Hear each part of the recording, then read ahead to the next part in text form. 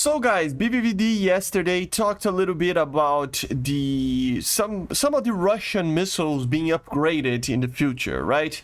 That maybe we would get the RVV-MD, which is basically an R-74, and also the R-77-1 could be added in the future, right? And basically it talks a little bit about how he doesn't think that it will bring anything too different to the actual gameplay of the Russian aircraft, or it will basically make them OP, which is why they're probably not gonna add these missiles. But should they add it? Let's talk a little bit about that instead. So basically the idea here is first to talk about these two missiles that I found it very specific that they are talking about these missiles.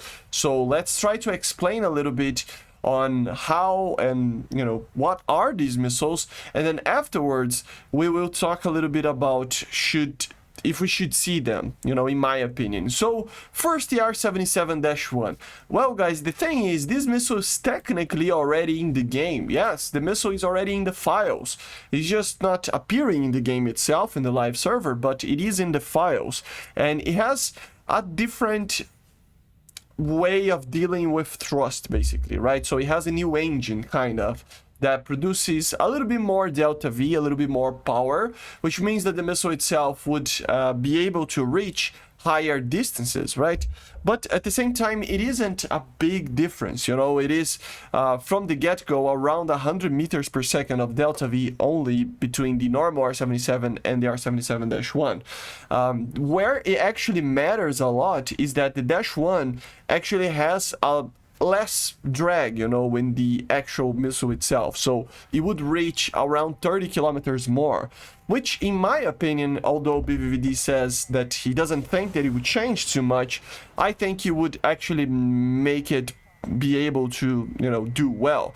The problem that I have with this is that the R-77, there are some theories out there, some people that are talking about it that say that it actually should be able to do the ranges that the M120 is doing without having the need of the Dash 1.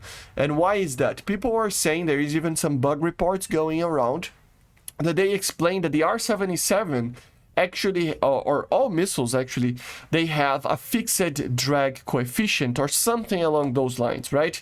And with that, the actual subsonic drag of the missile that would be very high makes it up for being a little bit lower, and the supersonic drag that should be lower on that type of fin and the way that the missile is built is actually higher than it should be. So it means that the missile has way too much drag. That's what they are saying. I don't know if it's true or not. You let me know in the comments if you think that is the case. Because if that is the case, it means that if they fix that, the missile would have better range, and we wouldn't need an upgraded R-77 for now. Maybe when the M120C5 gets added, or any C5 plus, variants come, then the R-77-1 can come, right?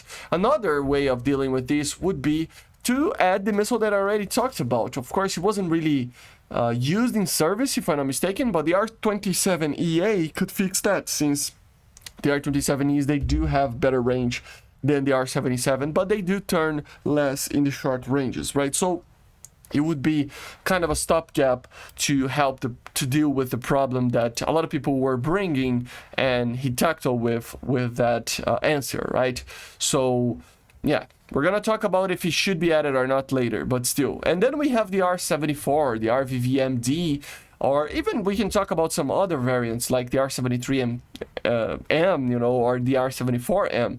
The point is that you're gonna have the more of what we have with the R-73, right? So more gimbal limits. For example, in the RVV, you should be MD, it should be around 60 degrees, so a lot more, from the 45 of the R-73. But some other things like a new engine and new seekers are added there, so that it actually is a lot easier to basically ignore, the flares and stuff. And even the engine itself, technically I think it's the same. The thing is, apparently some of these missiles, they do use the pedal system, so basically the thrust is getting out of the back end of the engine, but then there are some 4 little pedals in a cross pattern on the back of the nozzle of the engine that controls the thrust vectoring, quote unquote, that the R-73 has, right? Basically mimicking a proper thrust vectoring, and some of these more modern missiles would have a proper thrust vectoring system, right?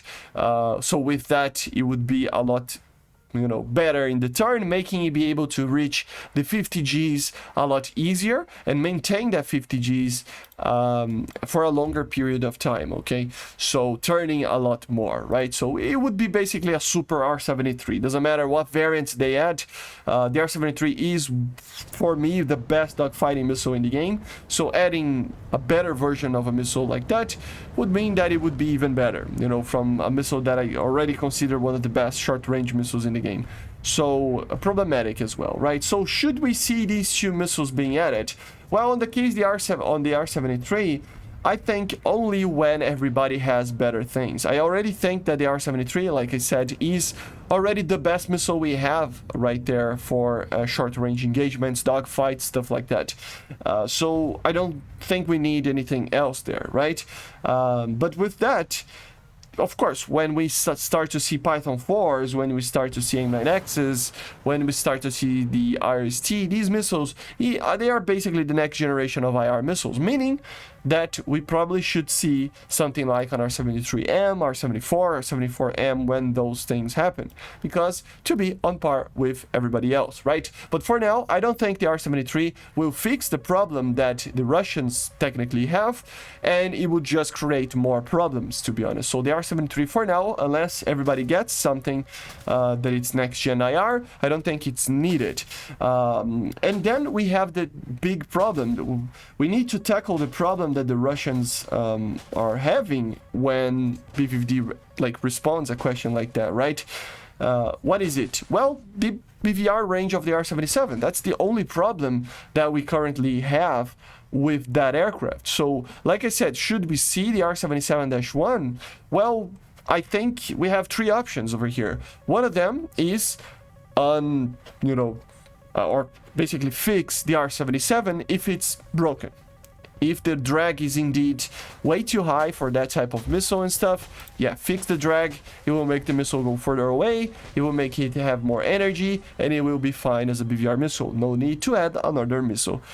They can add the R-77-1, being basically the same missile like BVD said, with less drag, a different engine, and, overall same kind of missile performance, just a little bit more, reliable to get long-range kills than the normal R-77.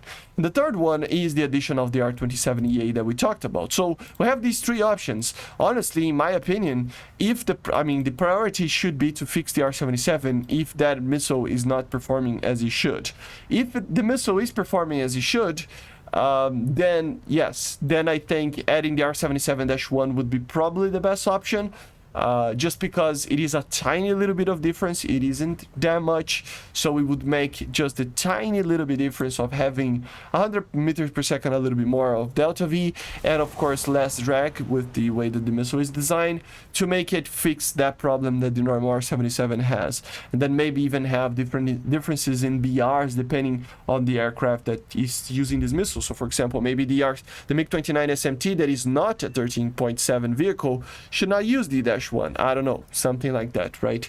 And maybe we could see something like this happening. Okay, guys? But yeah, basically this is my idea on the evolution of Russian missiles. Let me know in the comments what you think about the future of these Russian missiles, if we should see them or not. Let me know in the comments. I know Russian bias, I know guys, but it is something that BVD is talking about it, so I was trying to talk a little bit about it as well. Okay, guys? I see you guys on the next one. Make sure to subscribe, and bye.